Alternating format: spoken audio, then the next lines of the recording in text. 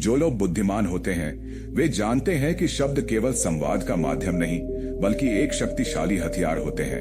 ये शब्द किसी को बचा सकते हैं तो किसी को तोड़ भी सकते हैं। यही कारण है कि संसार के सभी धर्मों, सभी सत्पुरुषों और ज्ञानियों ने वाणी पर संयम और सावधानी की बात कही है। अब आप सोच रहे होंगे कि शब्दों से किसी को मारा कैसे जा सकता है, तो जरा एक बार गहराई से सोचिए। इस समाज में अधिकांश आत्महत्याओं के पीछे कारण क्या होते हैं? किसी को उसके पिता ने कुछ कह दिया, किसी की पत्नी ने अपमानजनक शब्द कह दिए, किसी को उसके मित्रों ने बेइज्जत कर दिया, किसी की सास ने ताने मार दिए, तो किसी को स्कूल में शिक्षक ने नीचा दिखा दिया। और वही शब्द उनके मन में ऐसा जहर भर देते हैं कि वे जीवन से हार मान लेते हैं। वो शब्द धीरे धीरे भीतर एक घाव बनकर बैठ जाते हैं और जब व्यक्ति उस घाव को सहन नहीं कर पाता तब वह जीवन से पलायन कर लेता है। अब सोचिए, अगर शब्द किसी को आत्महत्या के कगार तक पहुंचा सकते हैं तो क्या वही शब्द किसी को नया जीवन भी नहीं दे सकते? बिल्कुल दे सकते हैं। जब कोई व्यक्ति टूट जाता है, जब किसी के जीवन में अंधेरा छा जाता है और ऐसे में कोई व्यक्ति आकर उसे कुछ प्रेम पूर्वक, सकारात्मक और प्रेरणादायक बातें कह दे, तो वह व्यक्ति फिर से जीने की इच्छा करने लगता है। तो साफ है कि शब्द दो धारी तलवार की तरह होते हैं, एक और जीवन, दूसरी और मृत्यु। अब आप समझ ही गए होंगे कि हमें अपने शब्दों का कितना ध्यान रखना चाहिए। एक दिन की बात है, एक युवा लड़का बेहद परेशान मन से एक बौद्ध भिक्षु के पास पहुंचा। उसके चेहरे पर गहरी बेचैनी थी। उसकी आंखों में वह पीड़ा स्पष्ट दिखाई दे रही थी जो बाहर से नहीं, अंदर से उपजी थी। उसने भिक्षु के चरणों में बैठकर कहा, हे महात्मा, मैं अपने आप से परेशान हूँ। बाहर से मेरे जीवन में कोई कष्ट नहीं है। मेरे पास धन है, सुख सुविधाएं हैं, अच्छे कपड़े, अच्छा घर है।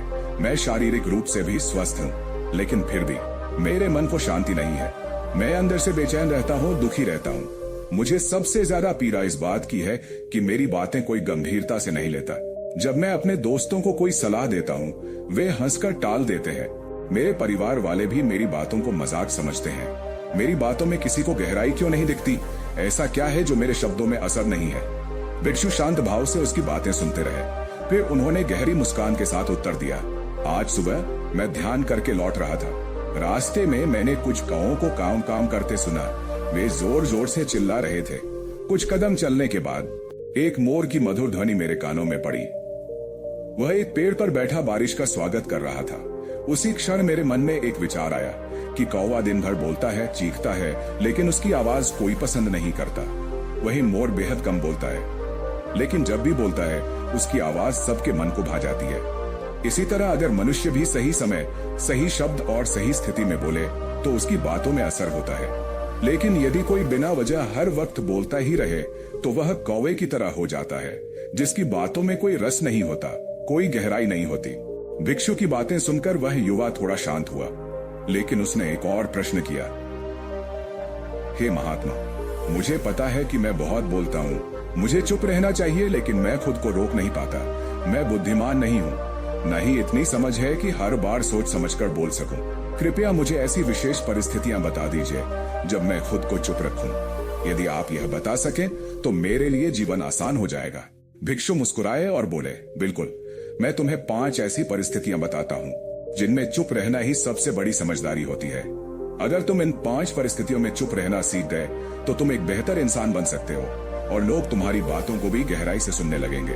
पहला, जब आपको विषय की जानकारी न हो, जब किसी विषय पर बात हो रही हो और आपको उस विषय की पूरी जानकारी न हो, तब चुप रहना ही सबसे अच्छा होता है। व्यर्थ में ज्ञान बांटना, जब आपके पास खुद उसका आधार नहीं हो तो वह केवल मूर्खता का प्रदर्शन होता है। अगर कोई बीमार व्यक्ति अपनी बीमारी के बारे में बता रहा हो और आप उसे ऐसी दवाएं सुझा रहे हो जिनका कोई वैज्ञानिक आधार नहीं है, तो आप उसकी मदद नहीं कर रहे बल्कि खुद की प्रतिष्ठा गंवा रहे हो। श्रोता बनना भी एक कला है। जब आप किसी को ध्यान से सुनते हैं तो वह व्यक्ति अपने आप से जुड़ाव महसूस करता है। दूसरा, भोजन करते समय महात्मा बुद्ध और उनके सभी शिष्य पूर्ण मौन में भोजन करते थे। उनके लिए भोजन केवल पेट भरने का साधन नहीं बल्कि ध्यान का एक माध्यम था। जब हम भोजन करते हुए मोबाइल चलाते हैं, टीवी देखते हैं या गप्पे मारते हैं तो न हम भोजन का स्वाद लेते हैं, न उसका सम्मान करते हैं। मौन भोजन शरीर को ऊर्जा ही नहीं देता, वह मन को भी स्थिर करता है, वह आत्मा तक शांति पहुंचाता है। तीसरा, जब आप गुस्से में हो, गुस्सा एक ऐसी आग है जो सबसे पहले अपने ही घर को जलाती है। गुस्से में हम जो शब्द बोलते हैं वे शब्द तीर बनकर सामने वाले के दिल में चुभ जाते हैं और जीवन भर याद रहते हैं।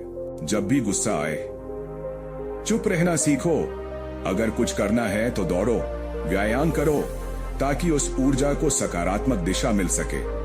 गुस्से के समय मौन रहना एक तपस्या है, और जो यह तपस्या कर ले वह अपने जीवन का स्वामी बन जाता है।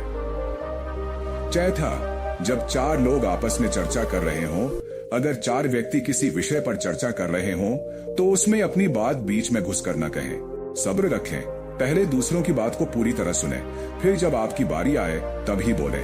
जो व्यक्ति हर वक्त अपनी बात कहने के लिए उतावला रहता है, वह चर्चा में नहीं, विवाद में भाग लेता है। 5वां, जब माता पिता या बुजुर्ग कुछ कहें, अगर माता पिता आपको डांटते हैं या कोई कठोर बात कहते हैं, तो उस समय प्रतिवाद नहीं करना चाहिए। उस समय मौन रहकर सम्मान देना चाहिए। एक दिन की डांट भुला दी जा सकती है, लेकिन उस पर किया गया प्रतिवाद रिश्तों में दूरी ला सकता है। बौद्ध भिक्षु ने अंत में कहा, बेटा, शब्द एक अग्नि की तरह होते हैं। अगर उन्हें समझदारी से जलाया जाए तो वे प्रकाश देते हैं, लेकिन अगर अज्ञानता में जलाया जाए तो सब कुछ भस्म कर देते हैं। इसलिए जब भी बोलो तो प्रेम से बोलो, होश से बोलो। मौन रहना हो तो शांति से मौन रहो। यही जीवन की सच्ची कला है। युवक ने विनम्रता से सिर झुकाया और वह नतमस्तक होकर वहां से चला गया। यह कथा हमें यह सिखाती है कि हमारे शब्दों में अपार शक्ति है। यदि हम इस शक्ति का उपयोग सही समय और सही भावना के साथ करें, तो हम न केवल दूसरों के जीवन में बदलाव ला सकते हैं, बल्कि अपने जीवन को भी धन्य बना सकते हैं। यदि आपको यह कथा अच्छी लगी हो तो इसे अपने मित्रों के साथ अवश्य साझा करें। हो सकता है आपका एक शब्द किसी के जीवन की दिशा बदल दे। धन्यवाद।